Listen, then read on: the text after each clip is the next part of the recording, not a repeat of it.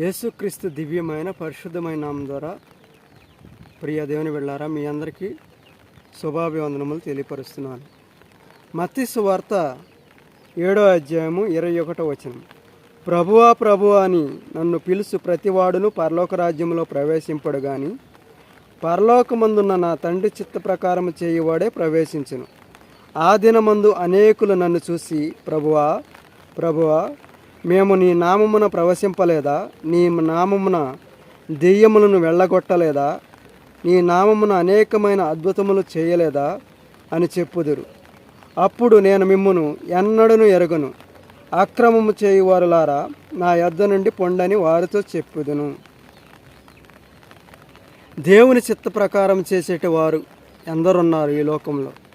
దేవుని వాక్యానుసారంగా దేవునికి లోబడి దేవుడంటే భయపడేటివారు ఈ లోకంలో చాలా తక్కువ మంది కనిపిస్తున్నారు.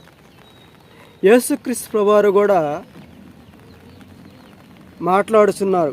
ప్రభువా ప్రభువా అని పిలుచు ప్రతివాడును పరలోక రాజ్యంలో ప్రవేశింపడు కానీ నా తండ్రి చిత్త ప్రకారం చేయువాడే పరలోక రాజ్యంలో ప్రవేశిస్తాడు. తండ్రి చిత్త ప్రకారం చేయడం అంటే ఏమిటి? యేసుక్రీస్తు ప్రభువారు తండ్రి యొక్క సంకల్పాన్ని నెరవేర్చడానికి దాసుని స్వరూపమైనటువంటి మానవ శరీరాన్ని ధరించుకొని ఈ భూలోకానికి వచ్చి మన కొరకు తన ప్రాణాన్ని పెట్టి చనిపోయి ఉన్నాడు.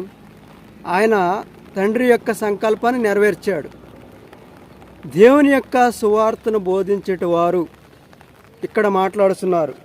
ప్రభువా నీ నామమున దెయ్యములను వెళ్ళగొట్టలేదా, నీ నామమున వాక్యాన్ని బోధించలేదా, నీ నామమున అద్భుతములను చేయలేదా అని అంటుంటే ఆయన అంటున్నాడు, అక్రమం చేయువారులారా ఇక్కడ నుండి వెళ్ళిపోండి అని అంటున్నాడు.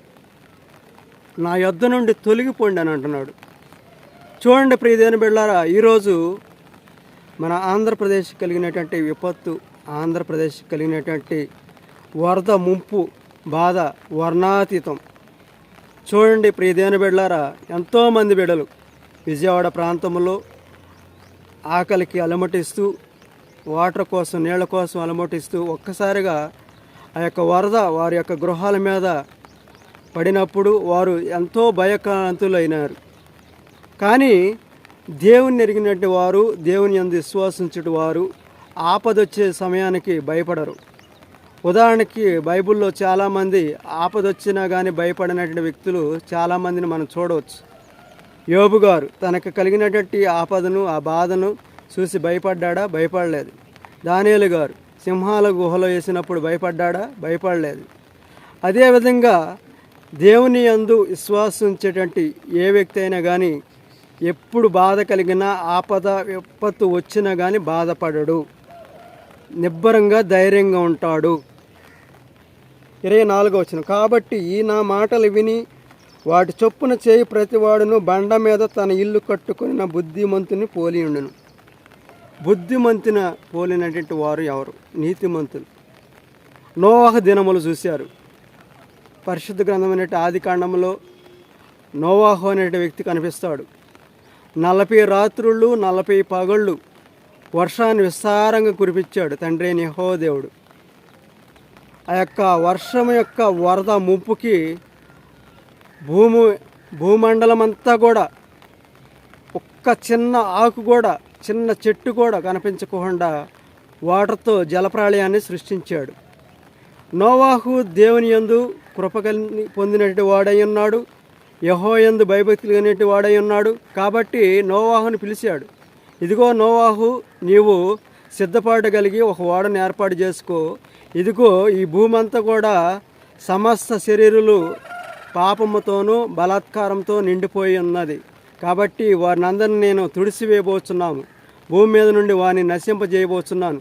కాబట్టి నీవును, నీ కుమారులను, నీ కోడలను, నీ భార్యను ఒక వాడను సిద్ధపాటు చేసుకొని ఆ వాడలోనికి ప్రవేశించమన్నాడు. తర్వాత పరిశుద్ధమైన జంతువులలో నుండి, పరిశుద్ధమైన పక్షులలో నుండి, ఆయా జాతులలో నుండి 2 జీవులను ఆ యొక్క వాడలోనికి ప్రవేశపెట్టమని చెప్పాడు. వారు ఆ యొక్క వాడలోని ప్రవేశించారు. వారు ఆ వాడ ద్వారా రక్షింపబడ్డారు. అయితే ఆ వాడను సిద్ధపాటు చేస్తుంటే చాలామంది ఎగతాళి చేశారు. ఎందుకు వెర్రివాడ నువ్వు వాడను ఏర్పాటు చేస్తున్నావు, ఈ ఓడ ద్వారా నువ్వేం చేయబోతున్నావు, ముంపు రాబోతుంది అంటున్నావు, జలప్రళయం రాబోతుంది అంటున్నావు, నిజమేనా అని ఎగతాళి చేసినటువంటి వారు లోక సంబంధులై ఉన్నారు. ఈ రోజుల్లో కూడా చాలామంది దేవుని యొక్క రాకడ దినములకు సూచనగా ఉండేటువంటి విషయాలను గమనించక దేవునికి వాక్యానికి లోబడినటువంటి వారు కూడా ఉన్నారు. అటువంటి వారు అనేకులుగా కనిపిస్తున్నారు. అటువంటి వారు చాలామంది కనిపిస్తున్నారు. అయితే నీతిమంతుని యొక్క గృహము బండ మీద కట్టబడినదై అది వరద కొట్టినను, వరద ముంపుకు గురైనను, గాలి కొట్టినను, వర్షం కొట్టినను ఆ యొక్క గృహము కదిలింపబడదు అన్న విషయాన్ని చెప్తున్నాడు. వరద వస్తుందని, వర్షాలు వస్తున్నాయని నువ్వు భయపడుతున్నావంటే నీ దగ్గర విశ్వాసం లేదు. మరి దేవుని యందు భయభక్తులు లేనట్టు వారు ఎవరైనా కానీ, దేవుని యందు విశ్వాసం ఉంచు వారు ఎవరైనా కానీ, నీతిమంతులైనటు వారు, యథార్థవంతులైన వారు వరద వచ్చినను, తుఫాను వచ్చినను, భూకంపం వచ్చినను, గాలి వీచినను దేనికి కూడా భయపడరు. ఆ విషయాన్ని యేసుక్రీస్తు ప్రభువారు అంటున్నారు. ఈ నా మాటలు విని వాటి చొప్పున చేయి ప్రతివాడును బండ మీద తన ఇల్లు కట్టుకొనిన బుద్ధిమంతుని పోలియుండును. వాన కురిసెను, వరదలు వచ్చెను, గాలి విసిరి ఆ ఇంటి మీద కొట్టెను, కానీ దాని పునాది బండ మీద వేయబడిన గనుక అది పడలేదు. ఏం చేసిందండి? వాన కురిసింది, వరద వచ్చింది, గాలి విసిరింది, ఆ ఇంటి మీద అన్నీ గాలి కొట్టింది, వర్షం కొట్టింది, వరద వచ్చి కొట్టింది, అయినా కానీ ఆ ఇల్లు పడిందంటే పడలేదు. ఆ ఇంటి మీద కొట్టెను కానీ దాని పునాది బండ మీద వేయబడింది కనుక అది పడలేదు. నీతిమంతుని యొక్క గృహము దేవుని సన్నిధిలో కట్టబడి ఉంటే ఆ యొక్క గృహము వరద వచ్చినను, వాన వచ్చినను, గాలి వచ్చినను ఆ గృహం పడిపోదు. కాబట్టి ఈ నా ఛానల్ ద్వారా సబ్స్క్రైబర్స్కి కానీ, సువార్త పరిచారకులైన, సువార్తను వింటున్న ప్రతి వారికి విజ్ఞాపన ఒకటే: దేవుని యొక్క స్వరూపం ద్వారా, దేవుని యొక్క పోలిక చొప్పున చేయబడినటి వాడు మానవుడు, మనిషి. సాటి మానవుడికి నువ్వు సహాయం చేస్తే దేవునికి నువ్వు రుణపడి ఉన్నట్టే. దేవుడు ఎక్కడో లేడు, నీ ఎదుట ఉన్నటువంటి మనిషి రూపంలో సహాయం చేసే మానవుడే దేవునికి పోలిక చొప్పునటువంటి మనిషి.